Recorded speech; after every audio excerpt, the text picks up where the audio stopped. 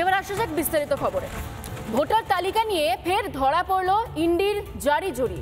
কুকুরের নামে তৈরির হয়নি কোনো শংসাপত্র, তথ্য দিয়ে সাফ জানিয়ে দিল নির্বাচন কমিশন।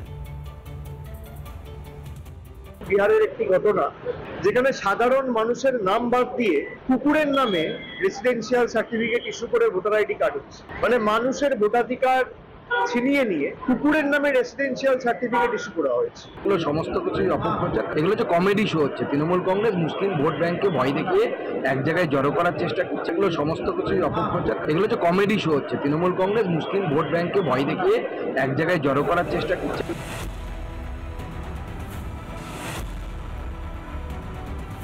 ভোটার তালিকা নিয়ে নাড়াচাড়া শুরু হতেই হাঁটু কাঁপছে তৃণমূলের।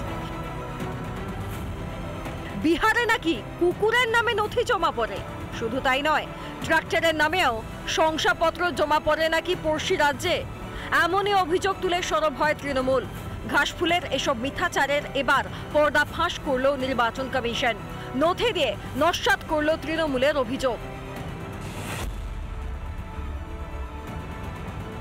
তথ্য প্রকাশ করে কমিশনের স্পষ্ট দাবি, কোনো কুকুরের নথি গ্রহণ করা হয়নি।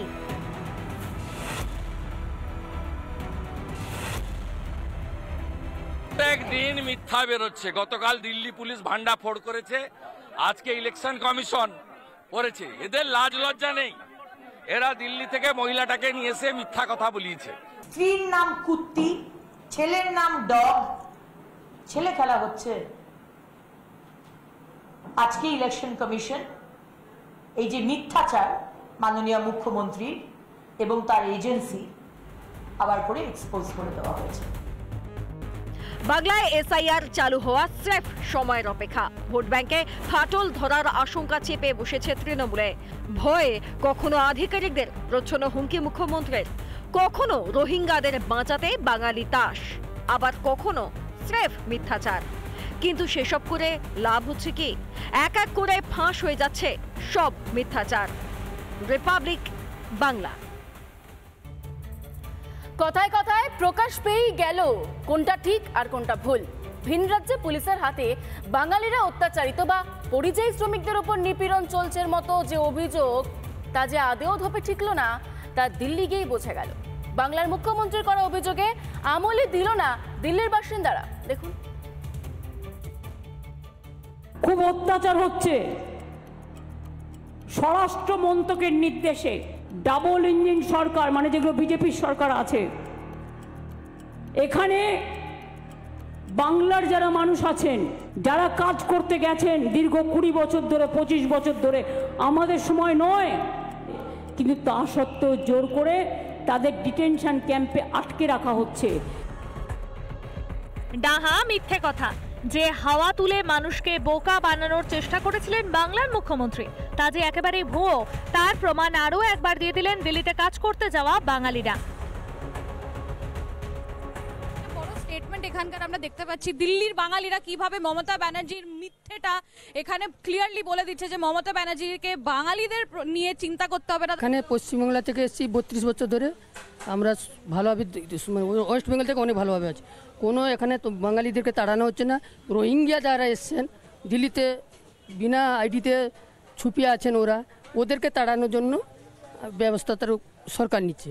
কাজের তো কোনো অভাব নেই, কাজ তো আছে, অবশ্যই কাজ আছে। যে আমরা যে কাজ করছি আমাদের তো কোনো অসুবিধা হচ্ছে না। বাঙালিদের তো এখানে কোনো সমস্যা নেই, আমরা তো ভালোভাবে আছি, অনেক শান্তি আছি। দেশের মানুষরা যেভাবে অশান্তিতে আছে, আমরা মনে করি দিল্লি থেকে আমরা অনেকই ভালো আছি।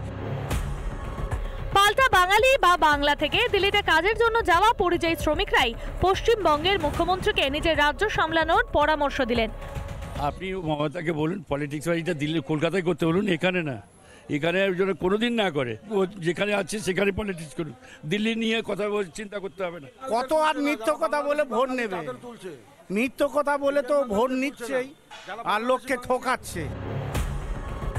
মাছ ব্যবসায়ী থেকে মুদির দোকানের মালিক সবাই বুঝেছেন বাংলার মুখ্যমন্ত্রীর রাজনীতি।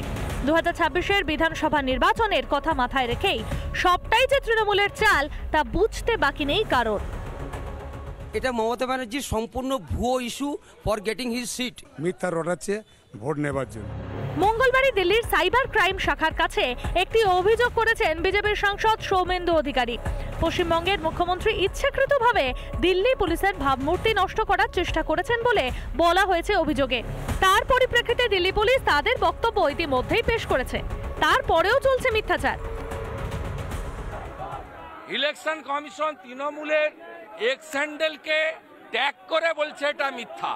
তাহলে এই মিথ্যা দেওয়ার জন্য তৃণমূল কংগ্রেসের রেজিস্ট্রেশন কেন বাতিল হবে না?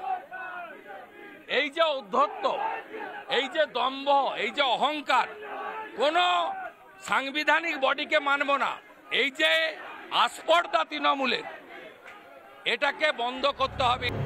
বিজেপির সুশাসনকে ভয় পেয়ে কি এবার দিনে তারা দেখছেন বাংলার মুখ্যমন্ত্রী, নাকি নিজের অপদার্থতা ঢাকতে মত্ত হয়েছেন দোষারোপের খেলায়? রিপাবলিক বাংলা। নানা ধরনের কন্টেন্ট দেখার জন্য লাইক করুন, শেয়ার করুন আমাদের ফেসবুক পেজ, সাবস্ক্রাইব করুন আমাদের ইউটিউব চ্যানেল। পাশাপাশি অন্যান্য ব্রেকিং নিউজের জন্য অবশ্যই চোখ রাখুন রিপাবলিক বাংলায়।